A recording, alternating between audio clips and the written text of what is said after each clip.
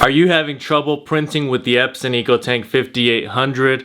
If you're not able to print a certain color, you have choppy prints, lines coming up in your prints, maybe even printing in blank pages, or an overall and general print quality issue with the Epson EcoTank 5800, you're going to want to watch the rest of this video. Hey YouTube, what is going on? Brandon here with another printer repair video, and today we got the Epson EcoTank 5800. Basically, the issue that you may be having is you're not able to print a certain color, any one of the colors. You have lines coming up in your prints, or you have faded prints, or you have choppy prints, or you're just printing blank pages and you're not able to print at all. This is a very common problem among inkjet printers. And so what you're going to want to do is follow the instructions in this video, because I'm going to give you a solution on how to fix that very problem. Now, if you're new to the channel, welcome. Everything printer related is what you're going to find on this channel. Everywhere from printer repairs such as this one, all the way to printer unboxings and printer ink installations. Everything printer related is what you're going to find on this channel. So if this video ends up being helpful, please make sure to like the video. Any questions at all, comment below. And if you want more content like this, please make sure to subscribe. The issue that you are having right now is that your print head has become clogged. One of the colors has gotten clogged, or the whole print head has gotten clogged, which is causing you to have really poor print quality. Now, you may know about the power cleaning function on the printer itself that you can do, or maybe the deep cleaning function. There's even a print head cleaning function that is a few steps behind that. And those essentially would solve the problem, but if they have not solved the problem thus far, then you're going to need to use a different method. You're going to have to do a manual cleaning with a print head cleaning kit. Now, the cleaning kit that I'm going to be using in this video is my very own product that I developed over the last 8 years. I've been dealing with this very issue with hundreds of printers. I've shown thousands of people how to use this product on their specific printer model. And essentially what you do is you take cleaning fluid, you put it into a syringe, you have some attachments if needed for your specific printer model. With this one specifically, you're just going to need the 20 milliliter syringe with the silicone tubing. That is what you're going to use to actually push this cleaning fluid through. And what that does is I'm going to show you how to disassemble everything very easily without damaging anything. Essentially clean out the print head, break up the blockage, and that is going to allow you to push new ink through the system. I'm going to show you how to do all of this here in this video. You're not going to want to skip parts of this video. You're going to want to watch the entire video so that you don't miss any of the steps that I'm going to show you here in the video. Now, there are instructions on the back of this cleaning kit. Use these instructions with the instructions in this video. A lot of the times the instructions on the packaging supersede the instructions in this video, but they're going to be about the same. It's just going to vary with the different printer models. There's going to be a link for this product down in the description below. At any point in this video, you can pause, go down to the description box, click the link, and come back and watch the rest of this video. It's a highly rated product on Amazon. It's the only cleaning kit that I trust, and it's the best cleaning kit that you will find on the market. Now, if you need additional support past this video, you can actually visit my website, bestprinterstech.com.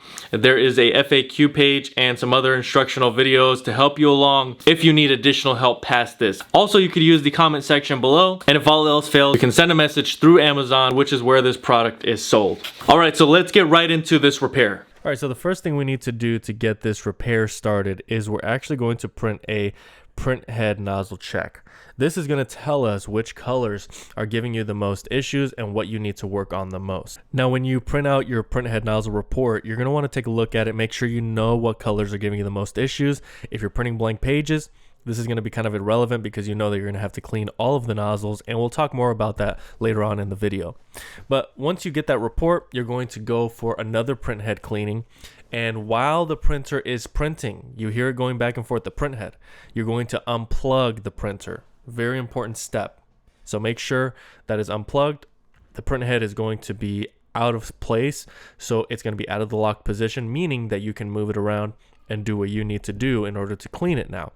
So you're going to move it back and forth, make sure it's unlocked. Once you know that for a fact, you're then going to need to remove this screw that is attaching this cover over the print head, and really use whatever you need. It's a smaller Phillips head screw, so use a smaller Phillips head screwdriver, or something like what I'm using, a pocket knife with a flat head on it. Once that's removed, you're going to be able to remove the actual cover. Now keep in mind there should be no power to the printer right now. At this point, you have unplugged the printer and it is totally powerless. And so now you can begin to work. You're really going to want to pay attention to the details of the instructions in this video. Rewatch as much as you need to. You really want to get this down so that you do this correctly the first time. Now, a very important aspect to this process is actually buying new bottled ink, because through this process, you're going to use a lot of ink, so you're going to need to replace that somehow. So I will be leaving a link to some remanufactured ink. You can also use OEM ink. I mean, I go with remanufactured because it's a lot less expensive. You can replace it a lot quicker, and it's a lot more accessible many times. So what I'm removing right now are the cartridges, the empty cartridges that get filled with ink from the tubing. So this is not your average regular ink cartridge. This is the cartridge that the ink tank pushes it into. So that's all it really is. And you need to remove this because that is going to give you access to the nozzles. We want to have access to the nozzles. This is just a conduit. This is just a passage point. The ink just flows through this. So there should not be any issues with those cartridges. These are the nozzles. This is what will allow you to clean the printhead directly. And so we want to now use the Best Printers Cleaning Kit. Again, link down in the description below for this product. It's the only product you're going to want to use because it's the most reputable one that I have used on hundreds of different printers that I've fixed. At this point, you do want to get some paper towel. You want to get some gloves on. There is gloves that come with the kit, so you can use those. And really, you're not going to need any of the attachments with the kit. What you're going to need is just that silicone tubing that's already attached to the syringe. So you're going to want to put some paper towel under the print head. So you're going to want to make sure that everything is put in a place where you can actually move the print head. So you're going to want to move it all the way to the left.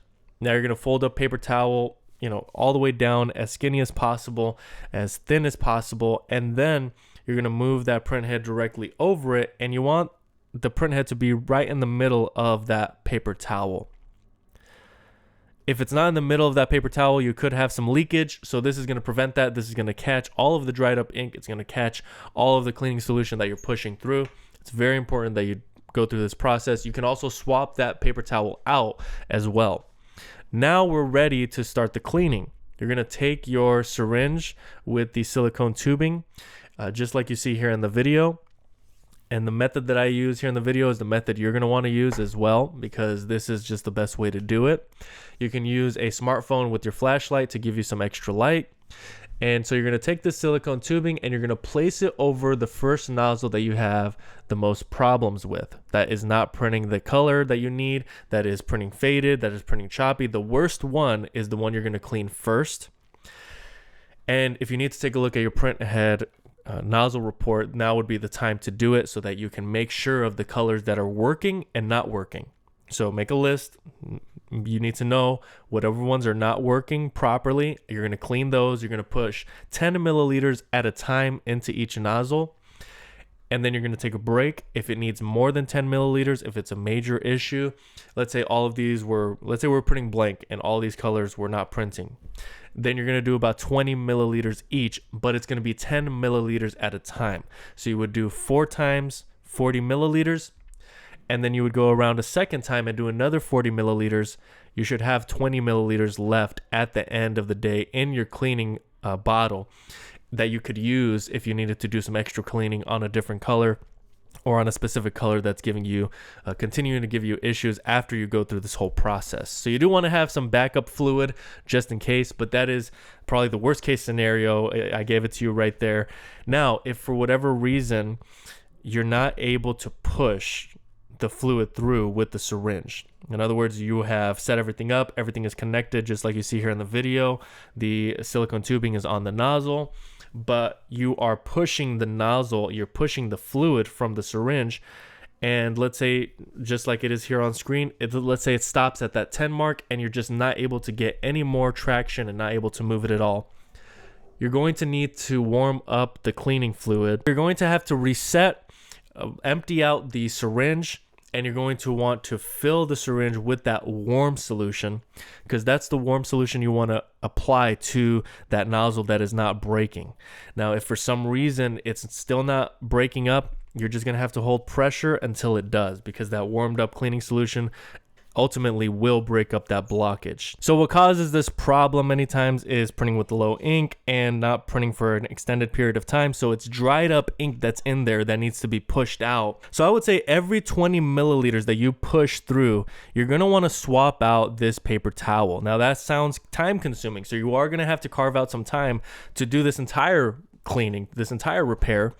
But it's going to be worth it at the end of the day, because you're not going to have a mess on your hands. You're going to make sure that every 20 milliliters, you're going to swap out that paper towel, and you can do the cleaning as you need to. If you're putting through 100 milliliters, you're going to have to use about 5 paper towels.